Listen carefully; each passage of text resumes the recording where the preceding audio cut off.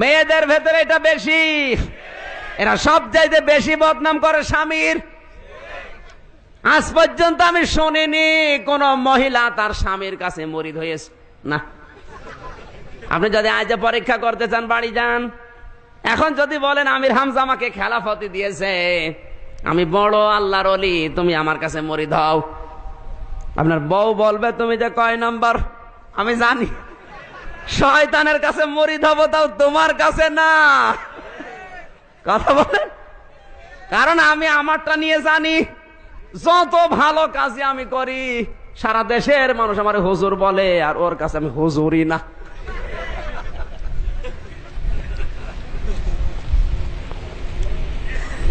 মেয়েদের অভ্যাস এইটা।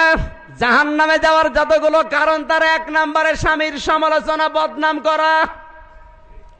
আল্লাহর নবী মাঝে মাঝেই মেয়েকে বলতেন, মা ফাতেমা সাবধান, আমার জামাই আলী যেন জায়েজ কোন কাজে তোমার উপরে নারাজ না থাকে।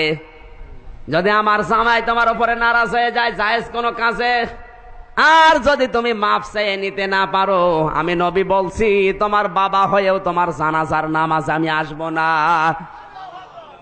আমার মনে হয় এরকম বাবা যদি আজ ঘরে ঘরে থাকতো, মেয়েগুলো আজ অনেক সংশোধন হয়ে যেত।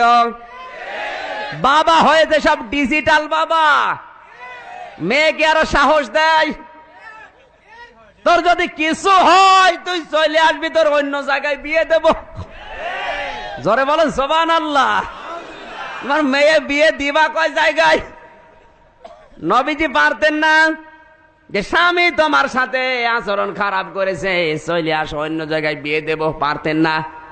নবীকে আর নবীজি আরো মেয়েকে টাইট করছেন, আরো শিক্ষা দিচ্ছেন, ভয় দেখাচ্ছেন, সাবধান, আমার জামাই যদি জায়েজ কোন কাজে নারাজ হয়ে যায়, আমি তোমার বাবা বলছি তোমার জানাজায় আসবো না। এইরকম মেয়ে কোনদিন জামাইয়ের অবাধ্য হবে? জোরে বলেন হবে? আর স্বামীর অবাধ্য স্ত্রী বাংলাদেশে আছে না নেই? কার কার আছে হাত তোলেন তো। কই? একজনও নেই। ভয়ে হাত তুলছেন অনেকে। ওই যে একজন হাত তুলেছে। এই এদিকে আসেন, আসেন। ও তো বিয়ে করেনি মনে হচ্ছে।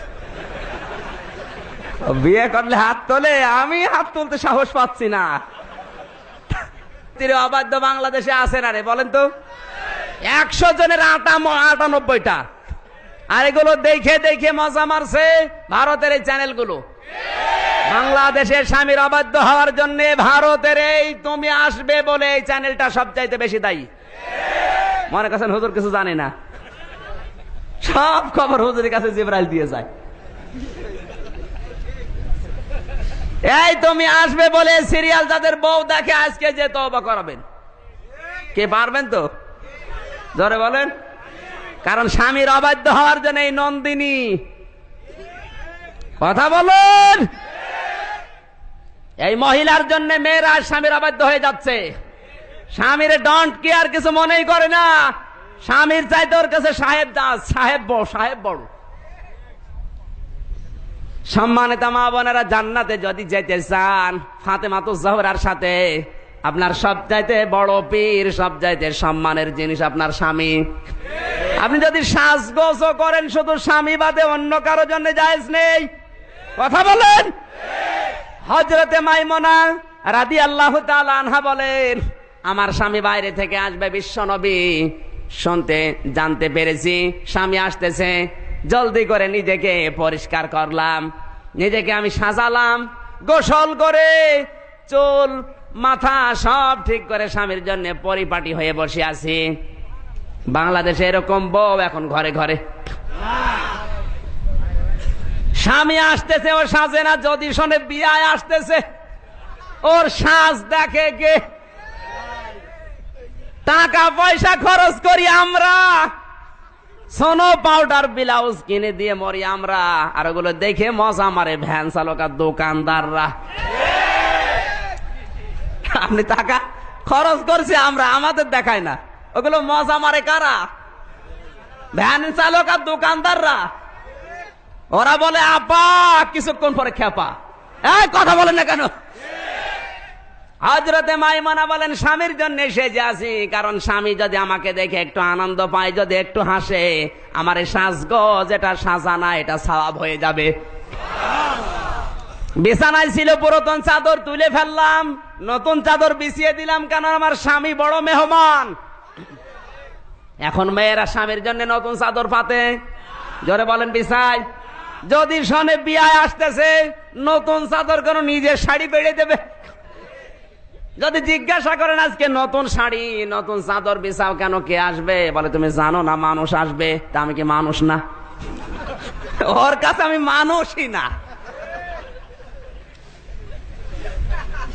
মা বোন যারা এসেছেন সাবধান, সব চাইতে বড় পীর আপনার কাছে আপনার স্বামী।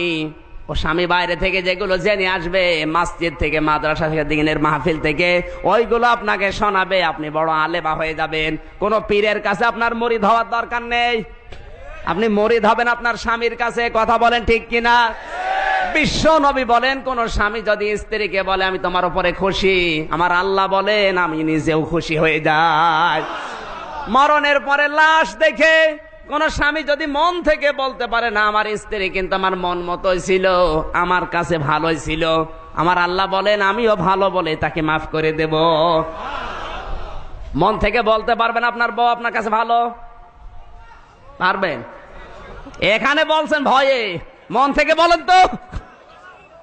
এই জায়গায় ভেজাল আছে। আমার ভাইয়ের আমি শিক্ষা দিচ্ছিলাম, এই সমালোচনা মেয়েদের ভেতরে সবচাইতে বেশি। এরা স্বামীর বদনাম একেবারে এক নম্বরে। এক জায়গায় 2-3 জন হলেই দেখবেন গীবত শুরু হয়ে গেছে। আপনি যদি পরীক্ষা করতেছেন, এখন মহিলা প্যান্ডেলে যান, যান, ওরা ওয়াজ আর শুনছে কয় ঘন্টা, স্বামীর বদনামে চলছে 2.5 ঘন্টা। ধরে বলেন, মনে করছেন হুজুর জানে না, কোরআন শরীফ আল্লাহ সব দিয়েছে। মা বোনদেরকে বলছি এই অভ্যাসটা পাল্টাতে হবে, যাদের আছে, সবার নেই, যাদের আছে এই অভ্যাসটা পাল্টাবেন। স্বামীর বদনাম করে কখনো জান্নাতে না। সমালোচনা করতে হলে তার ভেতরে যেন কোনো দোষ থাকে, যখন আনন্দ ঘন মুহূর্ত ওই সময় তাকে বলবেন। সে কাজ কারবার করে মিল থেকে রোদে পুড়ে এসে 8 ঘন্টা ডিউটি করে বাড়ি এসেছে, আর ওনার যত সব একেবারে 180 মাইল বেগে চলতেছে। ও লাঠি দিয়ে মারবে না, গরম আর লাঠি দিয়ে মারবে। সমালোচনা আজ বেশি হচ্ছে আলেমদের। হুজুর একটু যদি জোরে যায় বলবে দাওয়াত পেয়েছে, আর যদি আসতে যায় বলবে কি খাওয়া খেয়েছে, ও করবে কি। কোন কায়দায় শান্তি নেই আমাদের। এমনকি সব জায়গায় হেই প্রতিপন্ন করার চেষ্টা। এই যে দাড়ি নিয়ে, আমার তো দাড়ি ওঠে না, সার দিয়েও দাড়ি হয় না। আমার বংশে আমারই সবচেয়ে বড় দাড়ি। আমারই যদি বড় হয়, তে আমার যারা আছে ওদের দাড়ি আছে 5-6টা করে। আরে ভাই এত দোয়া করছে তাও হয় না। আর মানুষ এই যে শাহাদত ভাই দাড়ি কেটে কোল পাচ্ছে না। আল্লাহ যদি ওইগুলো আমারে দিত, কত বড় বড় জায়গায় গেলাম বাংলাদেশে, মানুষ দামই দিতে চায় না, বলে বাচ্চা হুজুর। আমি বাচ্চা, আমারই একটা বাচ্চা আছে, আর আমারে বলে বাচ্চা। খালি এই দাড়ির জন্য মার খেয়ে যাচ্ছে। একটু দোয়া করেন আল্লাহ যেন দাড়ি দেয়। জোরে বলেন। সমালোচনা বন্ধ করতে হবে, সে যে কারোর হোক। আজ আল্লাহর পর্যন্ত সমালোচনা হচ্ছে, নবীজির পর্যন্ত সমালোচনা করছে, তার বাস্তব প্রমাণে লতিফ কাজ্জাব। এ কোলাঙ্গার নবীর পর্যন্ত সমালোচনা করেছে। কথা বলেন। প্রধানমন্ত্রীকে ধন্যবাদ জানায়, কোলাঙ্গারকে দল থেকে বাদ দিয়েছে, মন্ত্রী থেকেও বাদ দিয়েছে।